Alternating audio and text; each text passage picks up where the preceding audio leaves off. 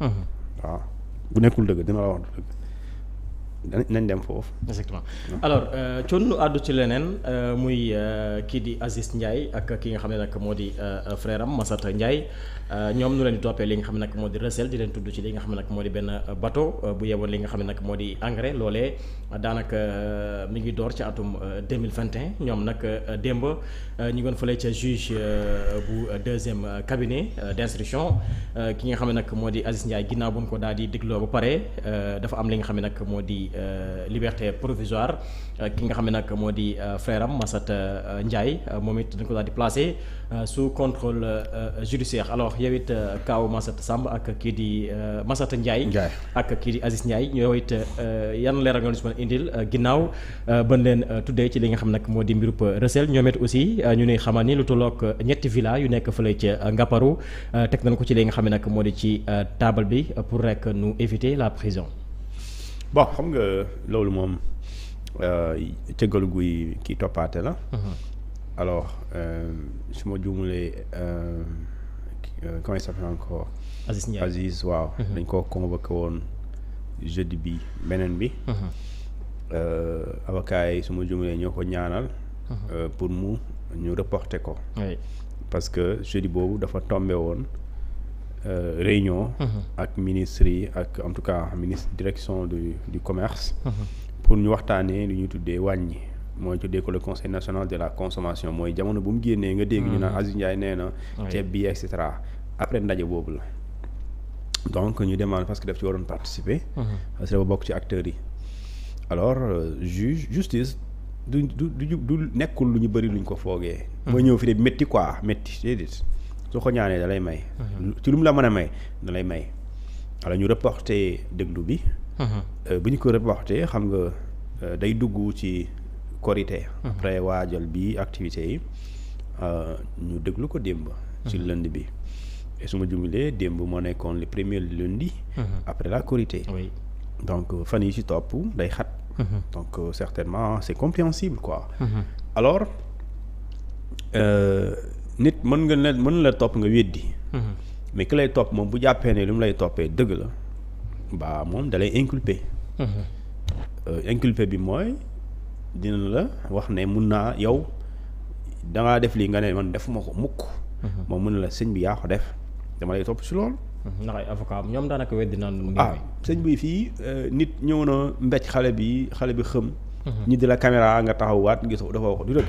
donc loolu vraiment su doon loolu la kenn du tëdd kaso parce que dañ lay woore nga naa waxal defoo ko rek après defoo ko donc loolu vraiment comme mën na nekk lu ñu mën a téye comme mën na nekk lu mënul téye loolu ki toppaate moom moo am élément yu muy apprécier pour xool léegi bi loolu amee mu inculpé kii di Aziz Ndiaye inculpé aussi son frère Massata Ndiaye mais ça juge yi mooy décider loolu vraiment wala mun na la bul génn réew mi wala bul génn Dakar bul dem mën nga génn Dakar waaye mënoo weesu Thiès comme ni ñu defoon El Malick Ndiaye par exemple toog na ay weer Ndakaaru mënul dem Jolof dafa nekkoon sous contrôle judiciaire léegi kenn dafa nekk sous contrôle kii moom dafa am liberté provisoire léegi li leen ko may mooy cautionnement da nga ñëw indi lu ñu tuddee benn garantie quoi d'accord pour mucc ci li nga xamante ni moom mooy kaso d'accord parce que su fekkente ni indiwuloo loolu dañ lay tëj mooy caution bi dina mën a indi boo ko indiwuloon dañ lay yóbbu ci kaso bi mais Thione pourtant affaire caution boobu gis nañu ñoo xam ni indi na ko mais actuellement ñu ngi ci kaso ba. ñaari dossiers dafa am différence wala. léegi li ma lay wax nii. day dem ci article 140 du code de procédure pénale soo ko buggee. soo buggee aussi mën nañ fa dem. nañ dem waaw daf ne dama lay wax article 140 du code de procédure pénale daf ne. si la xam nga mbiri méttiwul. waaw méttiwul moom 140. léegi 140 du code de procédure pénale mu ngi nii ma jàkkaarloo ak moom. waaw avocat yi temps yi moom la ñu miin de. ñi am client ñuy jàpp. moom la ñu miin. indi rek ñu ni 140. waaw mii la ñu miin daf ne. bii la ñuy tuddee les dispositions particulières concernant la détention provisoire des auteurs de certaines infractions. Détention provisoire des personnes particulières plutôt concernant la détention provisoire des auteurs de certaines infractions. maanaam yenn infraction yi boo ko defee. waaw mën nga am liberté provisoire. voilà. particulière kon am na disposition générale. kon am na loo xamante ni soo ko defee mënoo am liberté provisoire. alors fii ñu ne la article 140 à l'encontre des personnes poursuivies par infraction des articles 152 à 155 du code pénal sénégalais, le juge d'instruction d'accord délivre obligatoirement un mandat d'arrêt si l'inculpé est en fuite. ci gars yooyu amul ñaar ñuy wër. ankay voilà moo tax ñu def impérativement dañuy defal mandat d'arrêt. te ñooñu ñuy wër mandat d'arrêt la ñu ngi seen kaw bu leen jàppee ci kaso bi lañ jëm. 2. Mandat de dépôt lorsque le montant du manquant initial est égal ou supérieur à 1 million de francs CFA. maanaam bu ñu la toppee ci yenn infraction yi su dee xaalis bi mu ngi toll rek 1 million wala mu weesu ko égal ou supérieur à 1 million. Le mandat de dépôt est obligatoire. ñu ne la aussi il est obligatoire si fekkente ni s'il ne fait pas l'objet d'un remboursement benn s'il ne fait pas l'objet d'un cautionnement ñaar de son intégralité ou d'une contestation sérieuse fan yee baax wax naa la ko fi si loolu la léegi ñett yi soo ko dajalewul kaso nga jëm ñett yi boo ci deful benn kaso nga jëm contestation sérieuse sottiwul parce que bu sotti woon du la inculpé boo ko weddi woon ba nga convaincre juge bi du la inculpé kon boobu rëcc na mu des la ñaar mooy cautionnement ak remboursement cautionnement bi mooy li nga joxe parce que montant bi ay milliards non dañ ne bu matee 1 million wala mu weesu ko égal ou supérieur à 1 million le mandat de dépôt il est systématique mais exceptionnellement soo remboursé soo defee caution wala nga weddi parce que mën nañ ne diw moo sàcc 10 millions ñi dem nga indi preuve que sàcculoo ko doo dem kaso loo fay def léegi loolu mooy fekkente na nga indi contestation yu sérieuse léegi ñu ne la dans les cas ci-dessus où les mandats d'arrêt ou les mandats de dépôt obligatoires sont obligatoires il ne peut en être donné mainlevé que si au cours de l'information surviennent des contestations sérieuses ou le remboursement ou le cautionnement de l'intégralité du montant maanaam boo jumee bu ñu dugal la ci kaso bi ñii ma la wax boo jumee bu ñu def le mandat de dépôt tant que indiwoo caution indiwoo remboursement wala indiwoo contestation yu sérieuse mënuñ teggi mainlevé mënuñ ko def maanaam mënuñ la bàyyi mainlevé ci lan sur le mandat de dépôt sur le mandat d'arrêt parce que bu ñu la jàppul mooy ñu ngi lay wër mais tant que yow ñu ngi lay wër indiwoo caution indiwoo remboursement te weddiwoo sérieusement mënuñ ko dindi su la dugalee ci kaso yi mandat de dépôt tant que indiwoo caution indiwoo remboursement wala weddiwoo sérieusement mënuñ la bàyyi loolu mooy mainlevé impossible léegi ñu ne la il n'y a pas d'exception aux dispositions des 2 premiers alinéas mooy li ma limat 5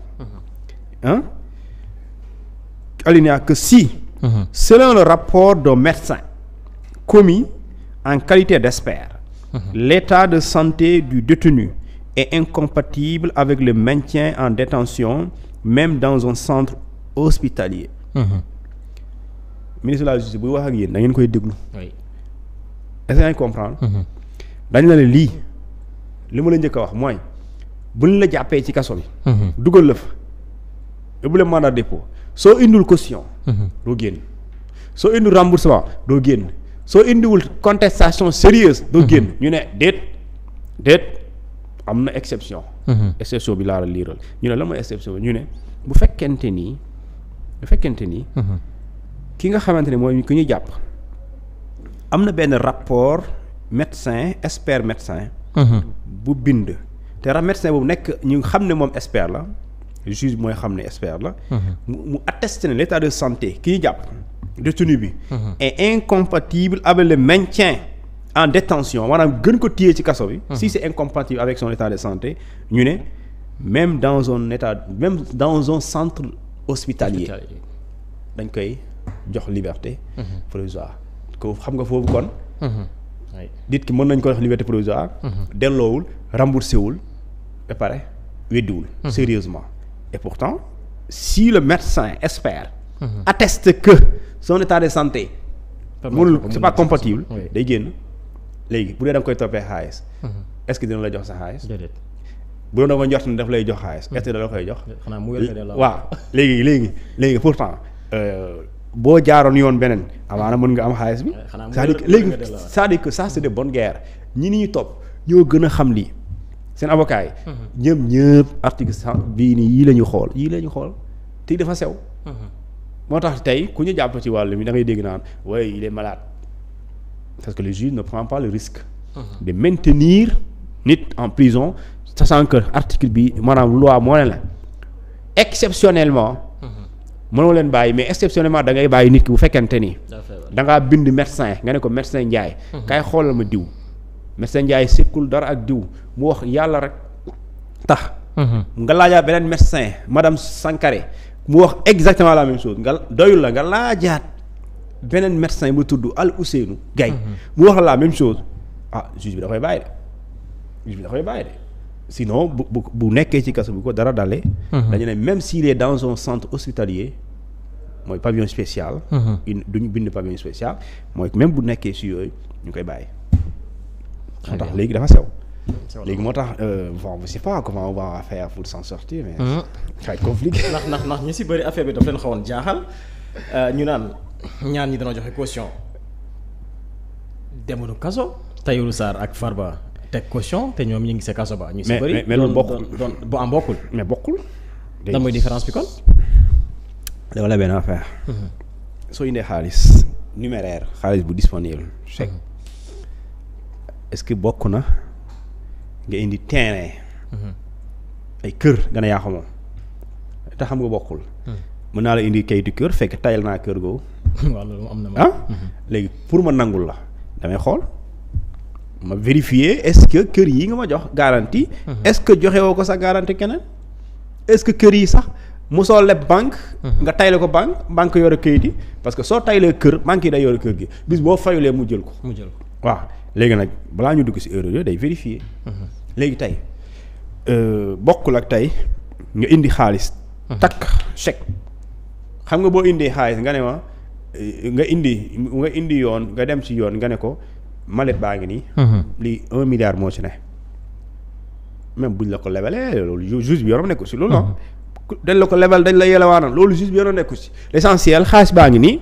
yow yaa ko moom d'accord ñun mën nañu vérifier après numéro tel yooyu ndax moom ko loolu vraiment nekkuñ si yooyu quoi. mais bu dee suuf par exemple suuf dafa am kayit te kayitu suuf tey ni nga mën a waxee ne man maay borom nga mën ko identifier. noonu la amee valeur. foncière valeur boobu boo ko évaluer par exemple par bas su ma jumulee bu ñu évaluer les 22 titres fonciers yu bees yu mu indi.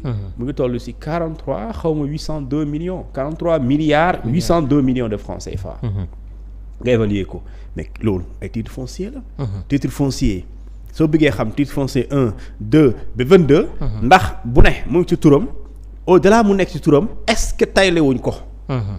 léegi su boobaa loolu justice léegi nag bu justice jàppee ne lii yëpp su ma naree dugal daf may day compliqué mieux vaut ma du ma ko nangu ba loolu aussi c'est un motif. de la place sous mandat de dépôt. waaw def ci enquête. c'est ça parce que le mandat de dépôt il est obligatoire. c'est-à-dire que yéen ñii di seetaan. bis bu ñu jàppee yàlla bu ñu woo seen xarit wala seen mbokk. waaye bu dee dañ leen woo ci wàllum détournement de deniers publics. montant bi bu tolloo 1 million laa wax. bu ko matee wala mu dépassé ko. su demee mandat de dépôt systématique obligatoire la. le mandat de dépôt il est obligatoire et le mandat d'arrêt aussi il est obligatoire. soo fi nekkulee xamuñ foo ne. mandat d'arrêt obligatoire soo xoolee. am na fan yee passé. juge bi waxoon procureur wax ne émission de mandat d'arrêt international contre diw. ñi fi nekk ñu ne leen dañ leen di topp mooy ci réquisitoire introductif bu ñu defoon. waaw parce que yooyu la le procureur il est obligé de faire ce qu'on appelle un mandat d'arrêt international. Et également de ce qu'on appelle de signer un mandat de dépôt maanaam yóbbu ci nit ki ci kaso. après ñu lijjanti. lijjanti boobu da ngay jël temps. day jël temps des fois mën na jël temps comme mën na jël temps parce que ku nekk en détention provisoire moom sëñ bi. soo koy laaj looy tànn. ñaar la parce que atte kenn xamul kay la. xam nga kenn xamul kay la léegi li ngay ñaan rek mooy jox la ma liberté provisoire. wala ngeen def ma sous contrôle judiciaire léegi nga tànn ci ñaar yooyu. façon boo ci am liberté am nga liberté bu xaw a yem mais moom moo gën nga nekk ci kaso bi. détention provisoire moom doxul mooy nga nekk ci kaso bi ñu téye la. nga am liberté avec toutes les formes quelle que soit forme bu mu doon. takk la bracelet sooy dem julli jumaa ñu teg la ci siège moom loolu sa garaawul mais nga nekk ci kaso yi moom nekk ci kaso yi lépp ko gën. takk bracelet moo ko gën donte dañ lay surveiller waaye bu lay surveiller dañuy xam foo nekk rek waaye xamuñu lay def. waaw mais moo gën. léegi nag c'est une question de choix en tout cas. alors Thioune l'observateur tey dafa xëy aussi di ñu xamal ni kii di Farba Ngom jëlaat na beneen caution jox ko ñi nga xam ne nag ñoom ñoo di waa agence judiciaire de l'État naka démb jaarale ko si ñi nga xam ne ñoo di ay avocat am loolee mi ngi toll ci 31 milliards mu nekkaat beneen stratégie bu Farba Ngom teg après ginnaaw bu nu rejeté caution bu njëkk bi ba tey aussi si mbir moomu ñu ngi ni xamal ni ay andi jàmmam ñi nekk si diaspora bi ak ñi nekk ci biir réew mi dajal nañ koppar gu bëri pour rek teg ko ci table pour nu mën a libérer ki nga xam ne nag moo di Farba Ngom alors est-ce que fii mën na am yaakaar ni cette fois-ci Farba moom dina delluwaat fa li nga xam nag moo di si njabootam. loolu moom yaakaar moom kenn du ko tere waaye. man awma garantie waaw wala déet. leen daal xam naa wax ki apprécier te am liberté kenn tënk ko kooku moom vraiment mën na ko tënk ci xel mais daal li ma lay wax daal mooy li nga xamante ni moom mooy kii nanguwaate di bañaate moom mu ngi bañ nangu en fonction de li nga ko jox mu doy ko li nga ko jox bu ko doyee parce que fee dama la ne cautionnement ak remboursement mais ça li ngay cautionné bu fekkente ni xelam dalu ci loolu. mënul représenter caution. d'accord. léegi bu dee mënul représenter caution quelle que soit la valeur bi nga indi. d'accord effectivement cette valeur là loolu dañ koy rejeter. léegi bu jàppee ne aussi li nga indi valeur bi nga indi d'accord mu ngi toll ci 43 milliards 802 millions de francs CFA. effectivement war naa ci sukkandiku pour bàyyi laale gum d'accord dans ce cas kooku il est convaincu mu bàyyi la mais s'il n'est pas convaincu il te maintient en prison léegi terewul aussi yoon bu jeexul waxu aussi du jeex parce que dañ la ne saa soo xamee ne dugal na la ci kaso bi rek foofu ba jour boobu ba jour bi lay àtte heure bu la neex mën nga dugal li ñu tuddee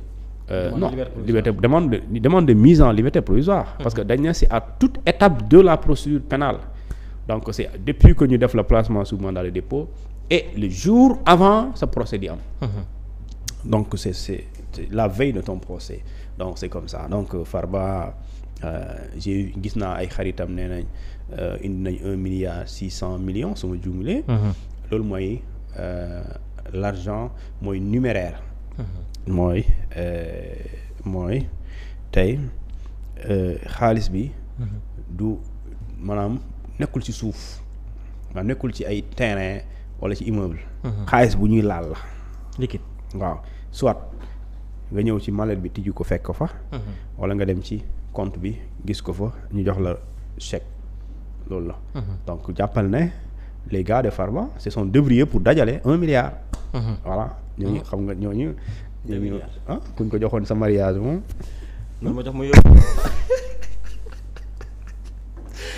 wala dara waay yóbbu fii si ginnaaw la sorewul damay jàdd rek dugg. man ma jox ma yóbbu. dajale nañ de. noonu la xarit nii lay kii xarit noonu la. bu amee xarit bu nekkee ci méttit da nga koy taxawu. mais pourtant loolu ñu si bëri ñu ngi naan est-ce que du ay prête-nom ñu si bëri ñu ngi wax loolu de. léegi prête na loolu justice moo koy lijjanti léegi justice moo tax moom balaa nga koy taylee lara day xool li nga may tayle kan mooy propriété bi kan moo ko moom léegi loolu la parce que mën nga tayle nit may na tayle kër ñaari yoon tey banques yi lañ ci gën a xam mais tey boo tayalee état day jël mbir boobu di toog tiiwaale ko toog xaar au cas où fayoo ko mu jël ko les banques aussi su la lebalee par exemple nga ne ko lebal ma su ma la fayul sama kër gi jaay ko échéance yi ñëw jotoo ñu defal la lettre faale woo leen mais dañuy indi huissier de mu constaté ñu dem tribunal atte ñu dóor la ñu yaay kër gi